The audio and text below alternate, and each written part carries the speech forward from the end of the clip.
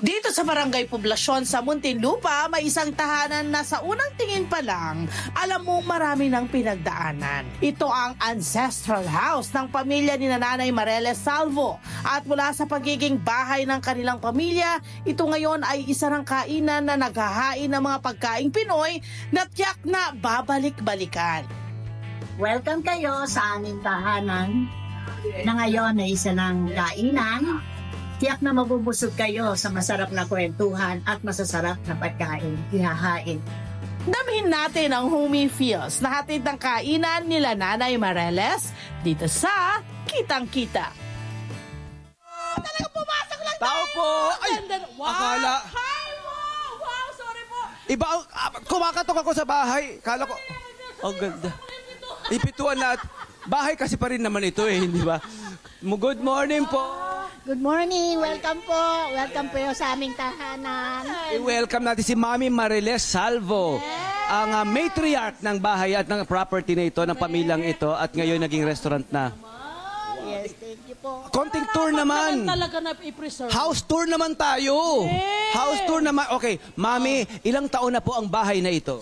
Actually po, mga ano na po ito, 1970 siya na... Itinayo. Tinayo Kasi po. nagmi-mid-century yung itsura eh. Mid-century, Yes po, oh, opo. siya ang ganda, alo? Alam niyo bang gusto ko tong ganitong style? Ako rin. Favorite ko po yung ganitong. Saka, nung panahon noon, perfect nga maging restaurant ngayon kasi lahat noon, bawat area malalaki ang space. Yes po. Malalaki ang cut. Ano po? Yes Ito po. pong lugar na to, ano po to dati? Ano ito Sa dati? pagpasok Itong mo sa area na pinto. to? Yan po yung aming ancestral house sa amin pong lola. Lola Marcosa, kaya po yung pangalan nito ay Marcosa. Pagpasok niyo po rito sa bahay noon, ano, Ano po naman itong po yung lugar na to? Ano nandyan? po to? Living area po ba Actually ito? po ito ay sala, living area. Oh, opo. ngayon, may mga mesa na. Ayan. At talaga naman, friend, even yung mga chair nila at yung kanilang table, ha? Oo, Aba, diba? Solihiya. Ang cute. Solihiya. Ang ganda, di ba, Solihiya?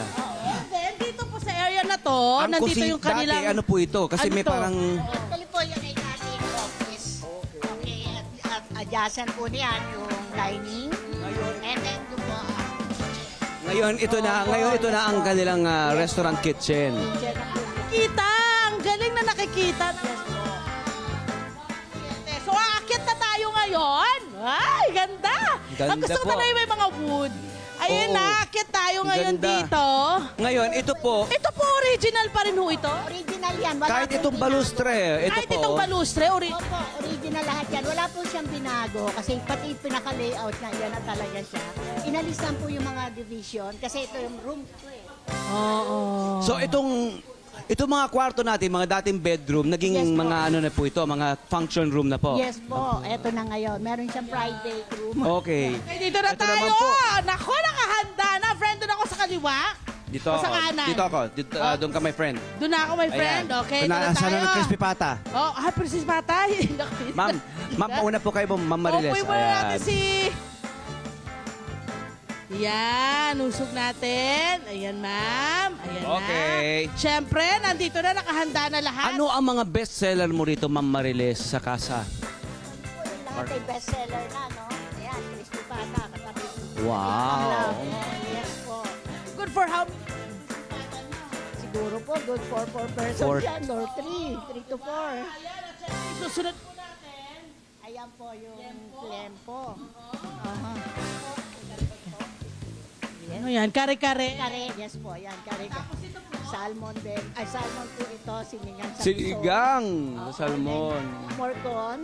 Oh, wow, ilang oras po ito ang morcon natin ginagawa?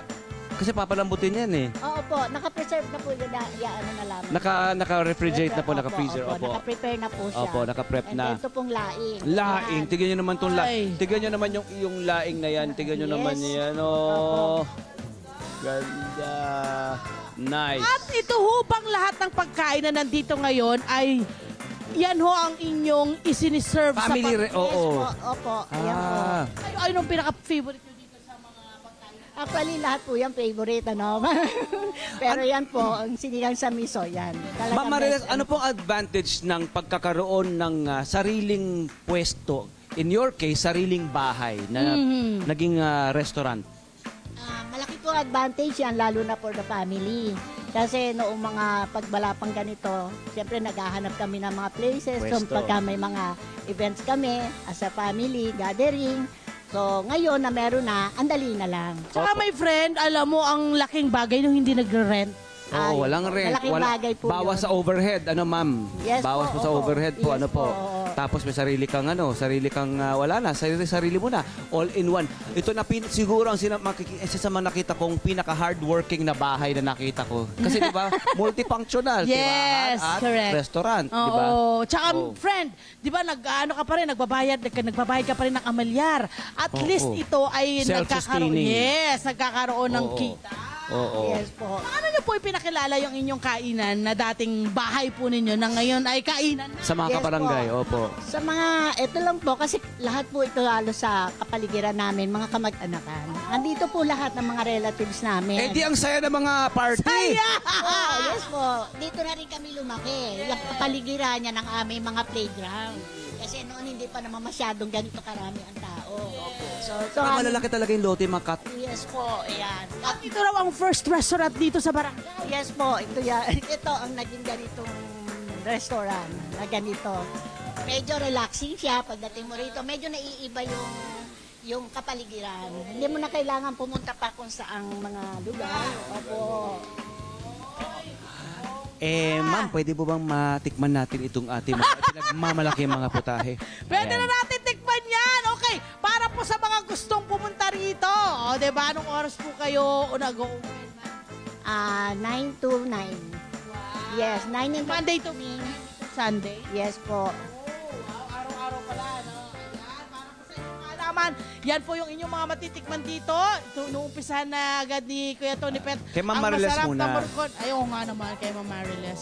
Mga kabarangay, kung gusto nyo po makapag-relax sa magandang lugar, abay, kung gusto nyo po, habang kumakain po ng mga home-cooked meals, bumisita na po kayo dito sa kainan ni Ma'am Mariles at ang kanyang pamilya. Actually, ng kanilang buong barangay. Kasi mag-anakan naman nila yung mga nandito.